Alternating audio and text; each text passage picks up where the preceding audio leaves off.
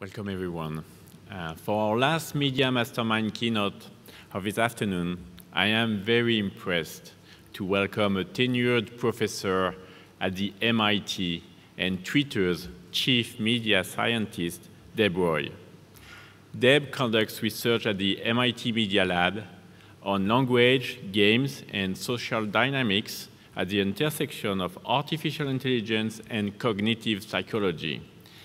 In 2008, he co-founded Bluefin Labs, a social TV analytics company, which MIT Technology Review named as one of the 50 most innovative companies of 2012. And the following years, Bluefin was acquired by Twitter. Today, Deb will highlight how Twitter can act as a force multiplier for TV viewing. Studies show that a majority of mobile and tablet users talk about what they're watching on television with others in real time. This results in conversation about culture and events that Deb calls the social soundtracks for TV. Twitter can increase both the impact and reach of the program and the advertiser's message. Deb will share his view on what this means for TV networks, advertiser, and creative. So please join me in welcoming Twitter's chief media scientist, Deb Roy. Thank you. Well, it's a pleasure to be back at Cannes. I was here last year on stage for Cannes Lions, and a lot has happened in the last year for Twitter. In just the last year, our presence in Europe and, in fact, in France has grown dramatically. Katie Stanton, one of our senior members of our leadership team, moved herself and her family to Paris last year. And we now have over 20 people in the Twitter office in Paris. Justine Rist leads our media partnerships team, another growing part of our presence here in Europe, which all underlines kind of a key point, which is the way that we at Twitter believe that we can build a valuable partnership is to have people here and to build relationships, and we're well on our way and are committed to continuing that here.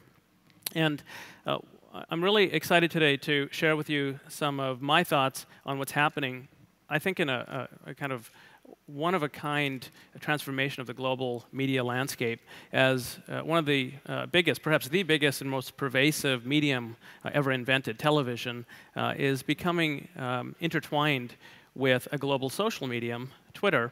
And together, they're forming a kind of hybrid new communication platform that has enormous new potential. And I really want to focus today on the potential for storytelling and for creativity.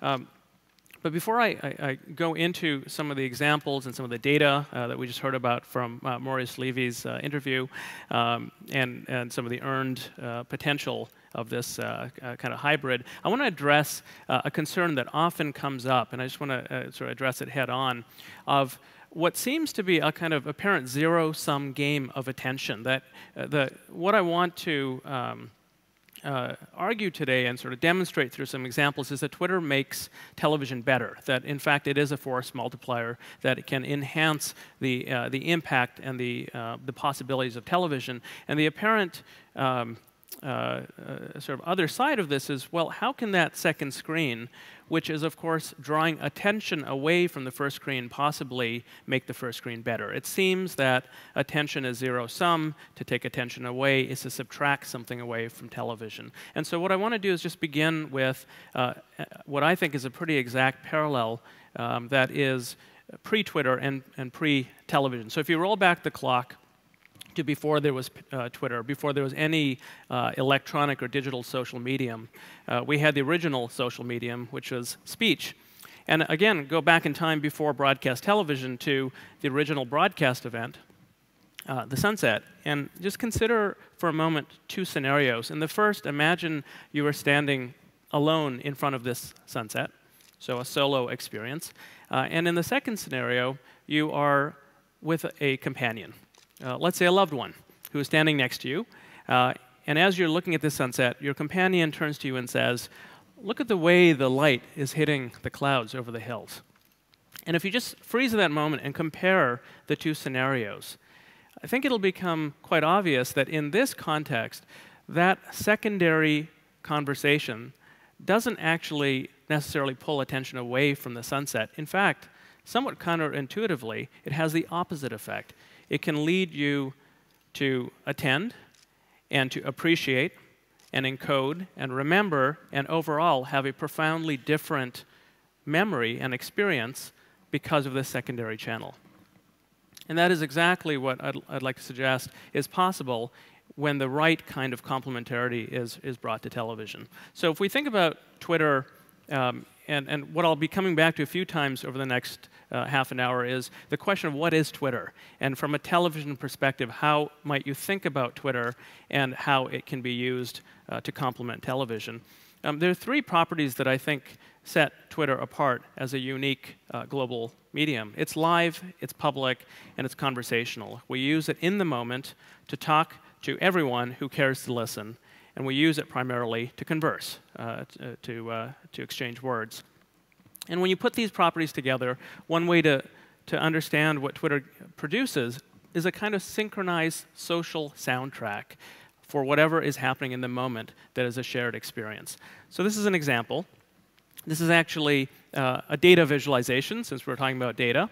From, on the vertical, we go from noon to midnight on a day. And each of these strips represents a different city in North America, where across the horizontal, we have the entire calendar year, from January to December, January to February, December in San Francisco, Seattle, Vancouver. And the density of ink indicates the number of tweets per minute that contain the word sunset. And the dark band that you see forming through the middle of each is literally the sweep of the sun, of this broadcast event, driving conversations over the calendar year systematically as people connecting in the moment around a shared experience, in this case a sunset, rather than turning to the companion next to them, instead tweets. Same human dynamic around this shared event that we see unfolding in Twitter. So kind of continue on this notion of a soundtrack, as we're all aware here, originally soundtracks were invented to complement the silent film experience. A generation of filmgoers experienced cinema in silence. And when eventually the synchronized soundtrack was invented, far from being a threat or pulling attention away from the visual experience, of course, it opened up the creative canvas. So it's hard to imagine today what E.T. would have been like without a soundtrack. Or imagine Jaws. Without the soundtrack, it was silly robotic fish splashing around in water. With the soundtrack, it was a movie that kept a generation of people out of the water. A profound impact. So if we go now to television and carry this analogy over, I believe a reasonable way to think about this synchronized conversation accompanying television is similar to the soundtrack. It is a new opportunity to open up creative possibilities in the experience around television.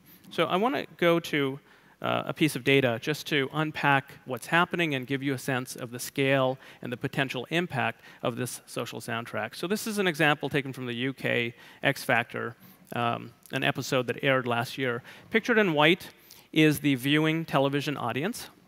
And as this episode begins, one of the audience members, Claire Hardy, is her handle on Twitter, tweets, "Sharon Osbourne is just the best ever. I'm laughing uncontrollably, #XFactor." And moments after this tweet is produced, we can trace sort of the life of this tweet. A few seconds after, the first of Claire Hardy's followers views this tweet on their timeline. So this is looking at the full cascade from a tweet being expressed to the impression being delivered. If we now look over the course of the next hour in the dark gray band, we have a number of impressions that are delivered, and every impression is actually being time-stamped and recorded globally on the Twitter platform. So this is actual data we're looking at for this one tweet. If we look a couple of more hours after the broadcast is over, in light gray, we have a handful more impressions generated. So this is one tweet from a TV audience member in reaction to a piece of TV content. So now let's roll back the clock, and we're going to take a random 1% sample of the audience and look again at the actual data. And what we see over the course of a couple of hours is a virtual tsunami of impressions being drawn. So what we have kind of on this ocean on the right is the social amplification of this episode of content. If you look back at the viewing audience, you'll notice that we've colored some of them blue. Those are the subset of audience members who both watched and tweeted at least once about the program in the live viewing window. And that ratio of the number of people watching to the number of people tweeting publicly is a very interesting way to start quantitatively measuring engagement properties of this piece of programming. But it's not enough to just look at that relatively smaller number of people who are tweeting to understand the impact of the conversation and the receiving end of the conversation. We have to also quantify the scope and scale and timing of the impressions delivered to the Twitter audience. So if we take all these impressions, we can, in various ways, roll up the data and generate new kinds of metrics. So for example, if we just look at the total volume, this is now on a 3-hour period of impressions delivered for this episode. There are roughly almost 22 million impressions delivered to over 1 million uniques. That means the typical person would see multiple tweets about this program. These are numbers in the UK only. And an interesting aspect of the lay of the data is that most of the impressions are delivered while the program is still airing. This is a key idea that I'll come back to in a bit, which is that one of the really unique properties of Twitter as a medium is not only are people tweeting real time, live in the moment, but on the receiving end, there is a general manner in which people use Twitter, which is to also pull data continuously.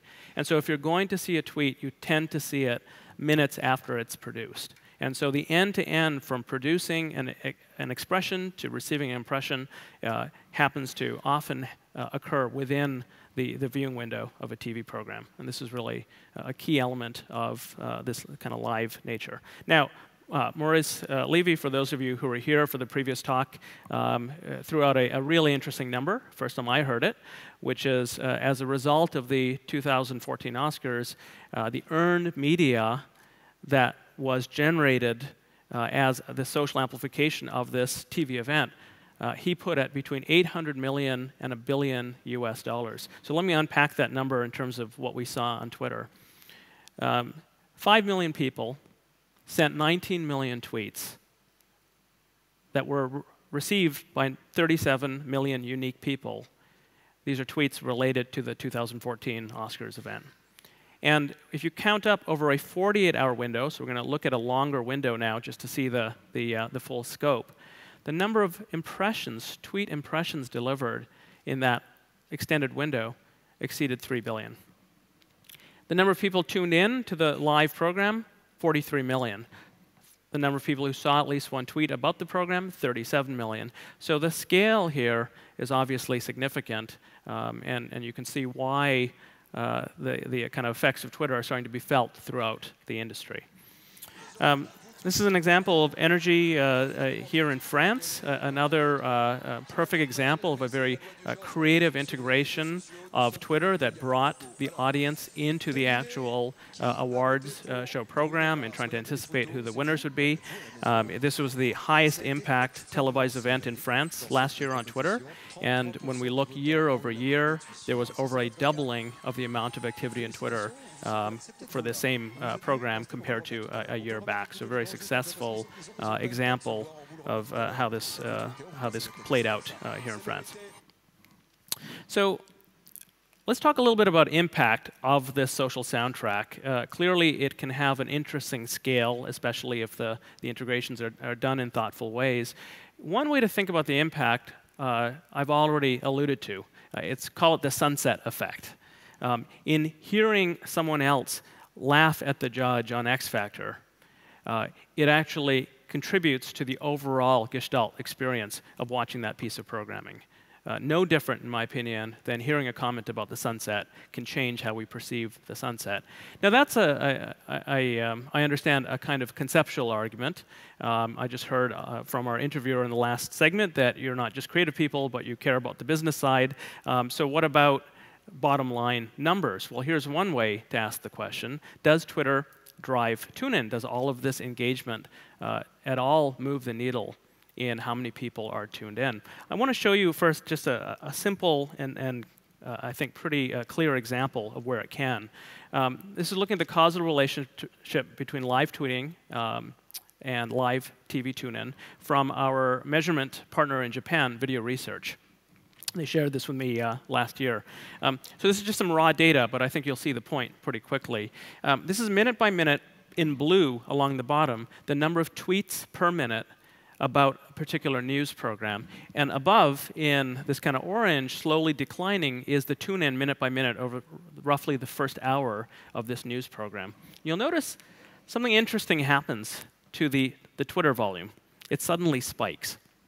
And what actually happened here is that the news anchor on television said, in a few minutes, a very interesting piece of information is going to be revealed about a certain well-known Japanese actress. And simultaneously, the back-end production team tweeted exactly that same bit of information. And on Twitter, there was an explosion in buzz about what was going to be revealed. And if we then look at what happened over the next few minutes in this program, the tune-in on TV roughly doubled. And the reason is, I think, quite obvious, quite transparent. It was just a very clever use of the medium, of this complementary medium, to drive up the tune-in of the former. Now, is this just a one-off, or is there something more general going on? Well, Nielsen, our partner for measurement in the US, last summer released a study in which they found that the volume of tweets caused statistically significant changes in live TV ratings among 29% of television episodes. They looked across genres, across demographics, a very broad cut of television. So it's not systematic. And by the way, an even higher number, about 48% of the time, they found that the tune-in is driving naturally the activity on Twitter. So the causality runs in a feedback loop between the two. But there is, I think, growing evidence that the Twitter conversation can certainly change the level of tune-in. OK, so that's one way to get at sort of a bottom line impact. Well, what about having this more engaged audience? Are they paying more or less attention to advertising? Would the 30-second spot find a more receptive or less receptive audience? So here is, again, just to get right to the punchline, and a study done in collaboration with Nielsen. What they did is took a set of matched programs, matched for audience size, genre, demographics. And the only thing that separated these two matched set of TV programs were they low social programs, not a lot of Twitter activity, or high social programs. What they found is a delta of 7% when they tied purchase data back to advertising exposure. So the same, and this is US CPG, so consumer packaged goods. So the same piece of advertising, when you look at how much product it drives in sales, there's a 7% increase. So when you put that in the scope of things, a couple of $100 billion spent every year on TV advertising, by paying attention to where the social signal is strong, it actually has bottom line effects. If we unpack to say, well, why could that be that a more socially engaged audience actually leads to higher sales? One basic fact is that this is a study done with Symphony, that where if you take, again, a set of matched programs and look at how often people tune away from the program as they hit an ad pod, for this set of sample shows they looked at, 17% of the time the audience, upon encountering an ad, would tune away. When they were on a mobile device doing non-Twitter things, actually the tune away would drop to 13%. But when, and this is the last number, when the comparison was done with TV viewers who were on Twitter while watching television, the tune away rate halved, more than halved, from 17% down to 8%. So one reason why the ROI for advertisers is higher is that people are actually watching more of the ads. And as you go through a set of standard measures of advertising, and this is in dark blue, TV without Twitter versus TV viewers with Twitter, the level of recall is naturally higher because they're seeing the ads more. the lift in brand favorability tied to the exposure of the ad jumps from 7 to 18%. The purchase intent goes up. So no matter how you slice it, the complementary activity of having Twitter active with television seems to be leading to positive outcomes from the advertiser point of view. So there is growing interest from marketers, from television networks, from show producers, and from talent to actually understand and have a uniform standard for measuring this live public signal around television. And over the last, I guess, just over a year, there has been, again, a kind of tipping point in the industry as a number of standards for measurement have been announced, and in some cases, in particular with Nielsen, been rolled out into the industry. So Nielsen partnered with Twitter and last September released the Nielsen Twitter TV rating, NTTR, in the US market. They have since expanded their plans. These are exclusive deals with Twitter, multi-year ratings deals to Italy and Australia. Video Research, which is the currency provider in Japan, has announced a very similar ratings product that will be rolling out in the Japan market. GfK in Germany, Austria, Netherlands, this has also been announced. And just a couple of weeks ago, a global partnership with Kantar Media, again, live public ratings of Twitter TV in UK, Spain, Russia, the Nordics, and parts of Southeast Asia and Africa. So there really is a kind of groundswell of all of the incumbent currency providers in different markets bringing in, and this, just to be clear, is a complementary, sort of orthogonal new dimension of television that will be measured using exclusively the Twitter signal. Last and very exciting development that is very close to where we all are today is the acquisition of two leading companies in the social TV analytics space. Second Sync, the leader in UK, and Messagraph, the leader based right here in France. These two companies, now part of Twitter, will be working, I hope, with many of you in this room and with marketers and with our measurement partners to deepen the relationship with the Twitter team and to get a lot of the potential impact of Twitter into the TV industry. So I'm going to switch gears for a minute and share with you an example of how the ways that Twitter and television are coming together are starting to affect the Twitter platform itself. TV Amplify is a new capability that has been engineered essentially to augment and add to the organic social soundtrack. So I've got an example here from the US, NFL, which you probably know is a very popular content for the US viewing population. So we're going to draw out here the relationship between the network, the content producer, in this case NFL. NFL audiences love to tweet live while they're watching programming. And what the Amplify capability does is open up a new pathway from the content producer to the audience. So all of the people who are reading tweets about the NFL are not necessarily watching the live TV programming. What they're watching is tweets roll by on their device. What we can do through Amplify is we've engineered a direct path so that the NFL can actually directly target this person who might have just seen a tweet about the game. And embedded in the tweet is a piece of video. There's actually a very short piece of pre-roll advertising, followed by up to 30-second piece of video of just aired content from live television. So now this person on Twitter, minutes after a piece of content is aired on television, can see it on their phone. And they might not have been tuned in, but of course, this is a call to action potentially to tune in.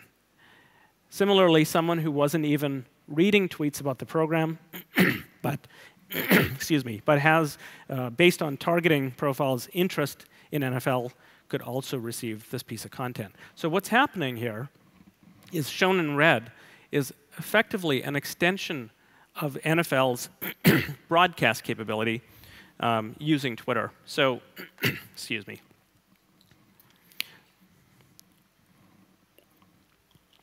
So what we have here is, from the NFL's point of view, the ability to take tiny bits of TV, little clips, and use Twitter to actually broadcast and potentially extend the reach beyond the set of people who are actually watching the live program. And because the tweets reach these people on Twitter while the program is still airing on television, it creates the potential to drive more tune-in. Excuse me. So let me summarize kind of, again, the properties of Twitter that I'm trying to draw out here. The fact that it's live, public, and conversational is giving rise to two different functions. One is Twitter as a social network. And when people are talking to each other about content, they're using it in that mode. However, I'm pointing out that there's a second mode that I suggest you think about Twitter, which is its function as a broadcast network that augments traditional broadcast. And so the question is then, well, which is it? Is it a social network or broadcast network? And I think what makes Twitter truly special is that it's both. The same nodes in the network can be used both for peer-to-peer conversation, but when you build up a large followership or you use one of these engineered pathways within Twitter, it also can serve as a broadcast network. So let's go to a couple of properties of Twitter that make this very interesting kind of capability come to rise. Why is a live medium valuable in the first place? Why do I keep emphasizing this so much? I think it comes down, actually, to psychology. So a German experimental psychologist, Ebbinghaus, was actually the first to measure quantitatively what's now famously called the forgetting curve in psychology. What he did was design memory tasks and looked at how performance degraded as a function of time. And what's extraordinary, really, is just the shape of this curve. So he would design a recall task where immediately after being given the stimulus, we would all get 100% in a memory task. And then he'd wait 63 minutes, and on average, we would score less than 50%. So the only point I want to make here is how dramatically our memory of details fades. Why this matters is if you are considering complementing a shared experience, whether it's a sunset, a TV broadcast, a live sporting event, a musical concert, memory matters. All of the details that we'd like to share, whether it's the light hitting the cloud or something that just happened in the concert, if the time it takes for our message to be received on average is much longer than that 60-minute window, most of the value is lost. And so we have incredibly high value placed on any medium that can actually live on the far left hand of that curve, which happens to be where Twitter lives. What about the public nature of the medium? Where is the value there? One more tiny bit of psychology. This comes from Milgram, a psychologist who you might know as the person who discovered 6 degrees of separation in social science. But Milgram did this really clever experiment to look at how public visibility affects our behavior. So here was the experiment. Along the horizontal is the number of people that Milgram and his colleagues placed on a street corner in New York City. They were planted, and they were told, just look up at the top of a building across the street. So they just stood there, and they're just looking up. And the experiment was to watch strangers passing by and look at how often a stranger would also look up, and therefore have their attention steered by this planted crowd. And here's the curve that appeared. It's kind of the complement to the memory curve. When no one is planted, no one looks up. Plant one person, 40% of ongoers look up. By the time the crowd of strangers is just 5 strong, 80% of passersby will glance up and look to see what everyone else is looking at. Okay? So it doesn't take a big crowd, and you don't have to know them in order for them to influence your behavior. So the property that I want to call out on Twitter is that you can think of Twitter as opening up a window to worlds that otherwise you would not have access to if you were a member of an audience. This becomes particularly relevant for all but the big blockbuster events. In the United States, everybody pretty much watches the Super Bowl. But most television programs don't have such large audiences, and the chances that someone in your private social network, for example, would have the same interests in a particular TV show drop off very quickly. Having this kind of public window open, so a hashtag, for example, can bring you into a conversation with others who, in that moment, have something very specific in common because they're all watching the same piece of programming, becomes a key feature. So having that public nature is really important. Last thing I want to point out that's special about public is that public content has very little resistance in flowing from one medium to another. So for example, when President Obama tweets, he's not surprised to see his tweet on the front page of Die Welt. When individuals tweet about where they were the morning of 9/11, they're not surprised to see their very authentic and sometimes heartbreaking tweets show up on the front page of the Washington Post. When two politicians share some banter on Twitter, they're not surprised to be in the Italian newspaper the next morning. This is not just the news. Entertainment programs on television, of course, draw Twitter into broadcasts. If you're the witness of a breaking event, a news event, don't be surprised if your tweet is suddenly in the broadcast news. So there is a very seamless flow, and the impact here is, of course, immense. A tweet can have huge distribution. And so just by way of summarizing all of these properties and this idea of social broadcast, let me end with a little visual summary. So as we survey the landscape of broadcast television, all this premium high-quality content, and then think of that as kind of layer one, and layer two is the audience, people who are watching various programs. Start with the traditional notion of a broadcast event. So one piece of TV programming reaches some number of people in blue. And we have the function of Twitter as this social network. What it's doing is connecting your audience to one another. So it's creating an audience network. And the role of that audience network, this is probably most profoundly, it's the sunset effect. If that was a piece of comedy on television and someone laughs at that joke on Twitter, someone else hears that laughter on Twitter, the joke just got funnier. The value just got a little bit more impactful. And so this audience network is how audience members share and connect. In its wake, as we saw, is a much larger now earned audience beyond the TV audience that can drive to additional tune-in. And so it can actually affect the basic properties of the broadcast reach.